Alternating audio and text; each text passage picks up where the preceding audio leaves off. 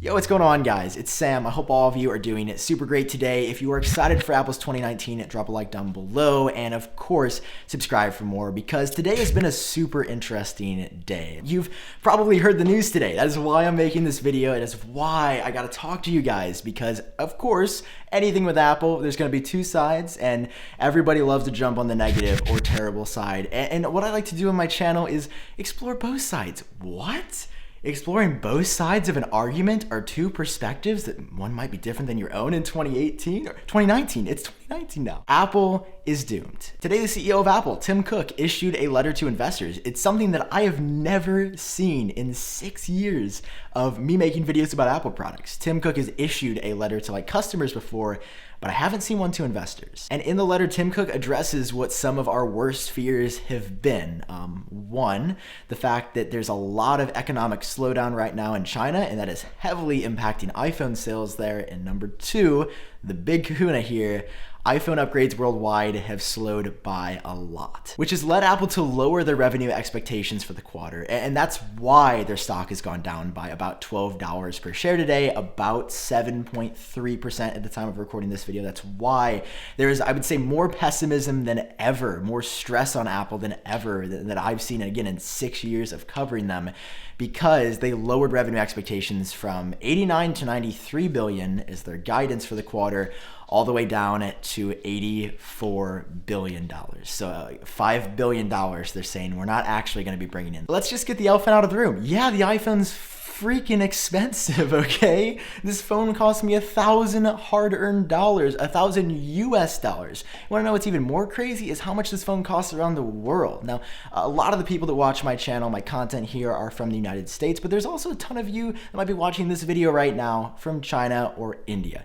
Those are two countries where the iPhone is absurdly expensive. I know it's expensive elsewhere. I don't want to just exclude everybody else that's like, well, I paid a lot for my iPhone too. I get it. But specifically, China and India are two countries where the iPhone is crazy. I've gotten emails from people from India saying why Apple's going to fail because their products are too expensive there. And it is clear, Apple has admitted in this email, the iPhone is too expensive, in more or less words. They said people weren't upgrading. They're not upgrading because the iPhone is so expensive. And I wonder almost if there was an echo chamber effect at Apple where somebody said, $1,000 for a phone doesn't sound that bad. And then all the other executives were like, yeah, we could easily afford that. Totally forgetting the American or Australian or Chinese or Canadian consumer that said, yo, that's actually a lot of money for a phone. We do not want to pay that much, because it worked last year with the iPhone 10 because it was so different, because it was so new.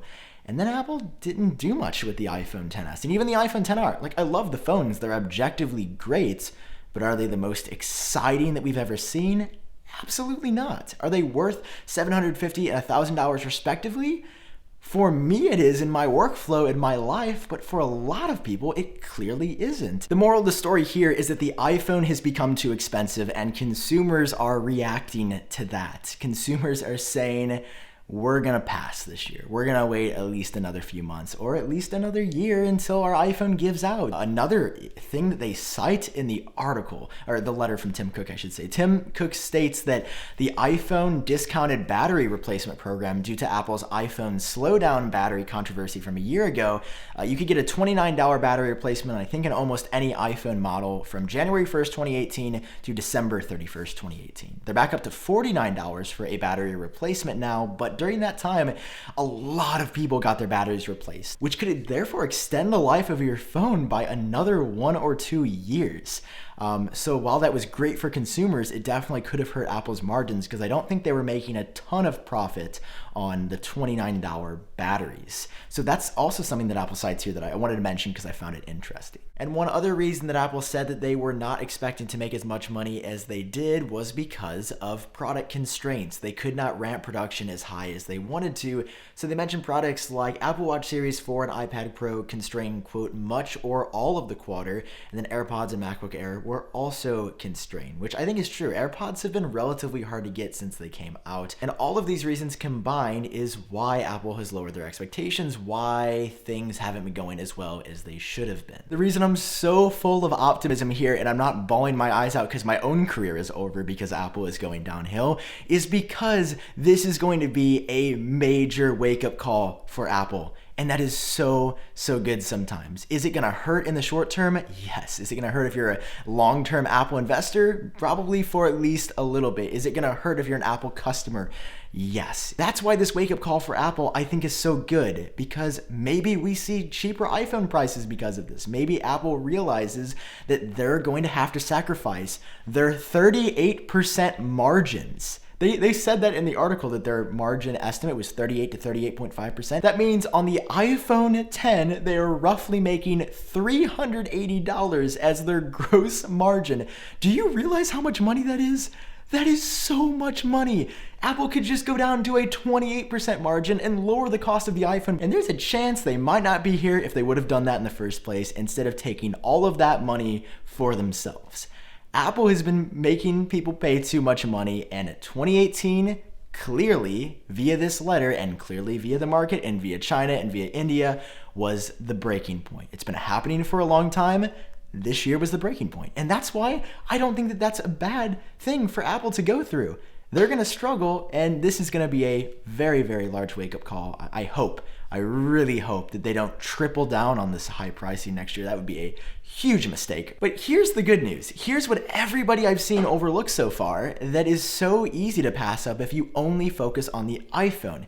And while the iPhone has been Apple's main revenue driver for years now, it is most of Apple's income that they make every single year because of this product right here.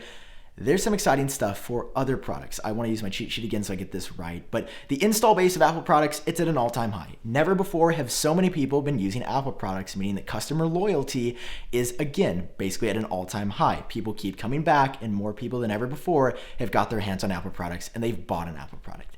That's really good news for long-term growth for a company. Again, why Apple's not doomed? They've never had a bigger install base. And a company that's going to fail isn't going to have a massive install base like Apple. It's going to be shrinking every single year, not growing every single year. Also, revenue outside of the iPhone, it grew 19% year over year. 20% growth almost is really good for a company. 19% year over year growth for categories outside of the iPhone. Again, something you can't ignore, but did you hear about it? Probably not. That's really good news for Apple. Even better, the fact that blew my mind the most is that services, like I would say Apple Music, are on track to double in size between 2016 and 2020. And guess what Apple has to say about that? Everything in services is on track to double by 2020 from 2016. In 4 years, doubling? That is, again, super good news. It's crazy that Apple has been able to do that in such a short amount of time. And also crazy here, something that I cannot ignore, is the size of Apple's wearables growth, meaning Apple Watch and AirPods. I'm gonna make a prediction here. Let me know your thoughts on this down below. AirPods are huge now, and I think they're just gonna continue to get bigger because they are an incredible product, and Apple did an incredible job with them. So those are all the facts that we know so far. That is what we know about Apple, and of course, my opinion here, as you can't tell already, is Apple is not doomed. They're nowhere close to doomed. And if you actually believe in your heart, if you've seen articles, you've read, you've done your research on this, and you wholeheartedly believe with your entire spirit that Apple is doomed, that this is the end and they're never coming back, I have to disagree. I think that if you look on paper at everything they're doing and not just the section of their business that is the iPhone, Apple's not going anywhere anytime soon. And even if it was just the iPhone, they had a bad quarter. They priced them too high. And I think giving Apple feedback on this type of thing is important.